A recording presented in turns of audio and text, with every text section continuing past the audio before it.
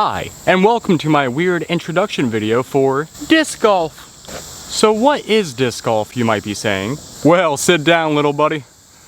I'm about to tell you a great story. So disc golf is just like real golf, only instead of using clubs, you are using discs. Now, there are three main types of discs. There are max distance drivers. These are designed to cut through the air and get obviously max distance. You want to deploy these when you have a lot of ground you need to cover.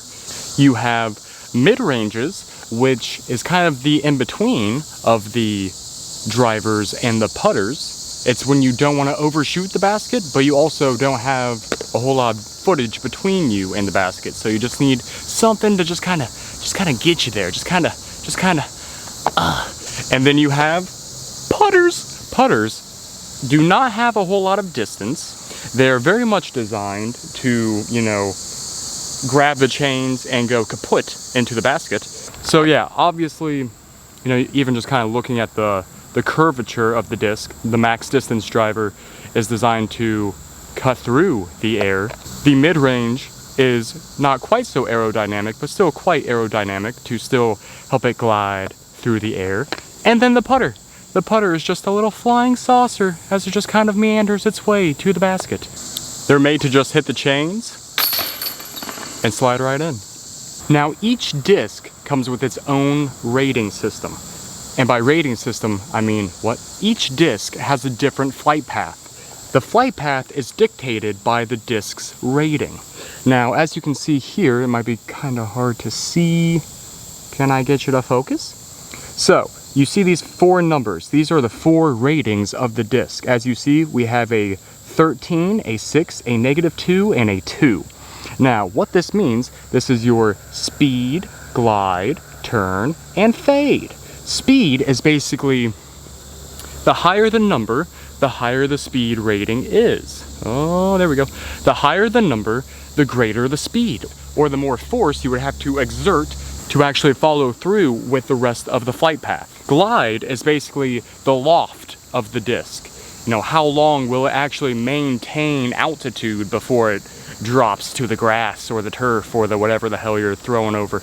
Turn is what a disc does at the beginning of the flight path. Some with a lot of turn might, obviously turn at the beginnings. Some might keep a steady path. And then fade, what the disc does at the end of the flight path. Some might hook in more than others. Some might keep a steady path. So yeah, that's the general guideline of discs. I need to learn to explain myself better. What?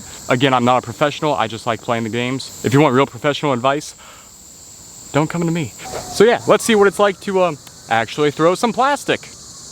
Now, when you're throwing a disc, what you want to do is obviously get as much of your body into the throw as possible. A lot of people, when they first start off, what do? They curl their arm.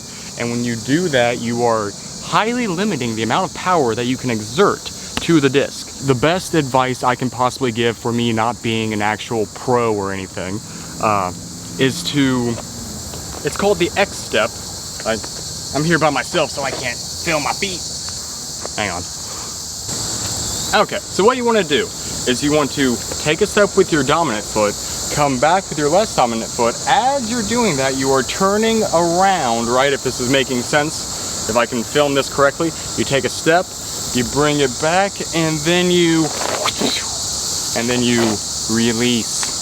If you just watch my feet, it's basically one step with your dominant foot, your less dominant foot, or your other foot. Hang on. The basic rundown of the X step is okay, so you're lined up on the T-pad, right? Let's just go over to the fucking T-pad. How about that? Jesus Christ. And here we are at the T-pad.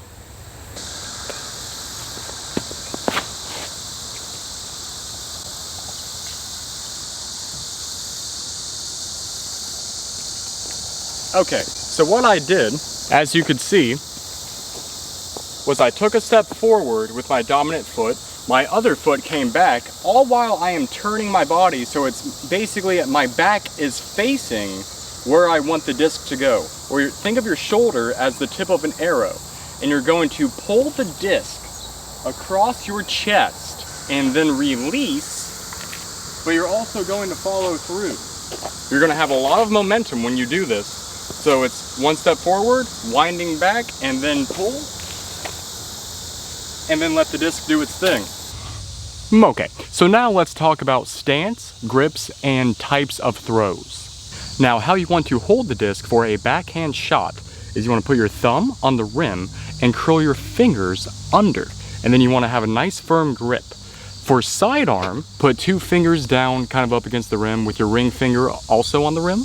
I like to tuck mine kind of like into the meat of my hand and then take your shot. So once you have your grip firmly in place, you're going to pull it straight across your chest. You want to keep your shoulders as level as possible. The more you tilt your shoulders up, the higher it's going to go and the more it's going to fly off course. The lower your shoulders are angled, obviously, the sooner it will hit the ground. So you want to keep it nice and straight for the duration of your throw. But the backhand throw is literally all about timing. You release too early and the disc will go to the left, assuming you're right-handed. If you release too late, it will go to the right. So it's all about that exact timing of release, and watch the disc do its magic. Now, the one thing to remember with the backhand throw specifically, and the same for sidearm, but to a lesser extent, is you want to follow through with your shot. Think about it. When you watch a golfer, you do not see them do this and then stop. They always follow through. Same thing with disc golf. You do not want to throw and then stop. You want it to be one fluid motion. So it's the wind up, the release, and the follow through.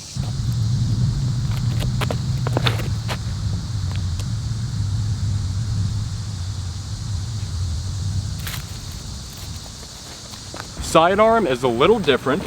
You're going to kind of wind it back and release kind of at a lower angle, more like hip height, maybe a little bit higher. You want to wind it back, take your shot, follow through, and watch the disc glide to the basket.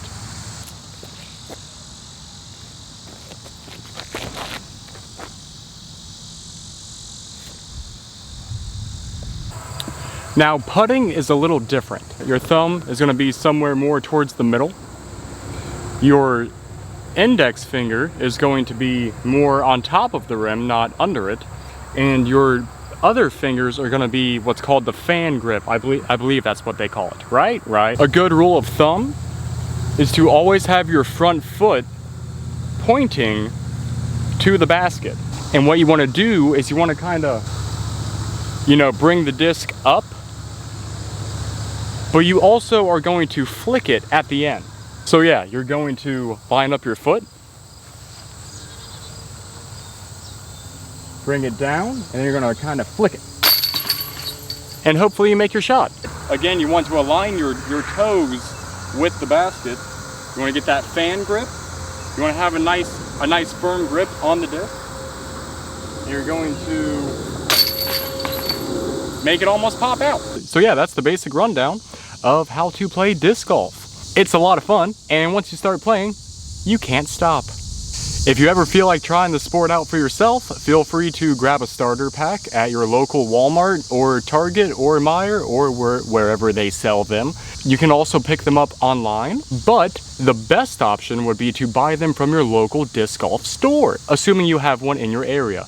They would be the most knowledgeable on helping you select a disc that fits both your play style and your experience level. So yeah guys, I hope to see you on the course sometime soon, and we'll be talking to you.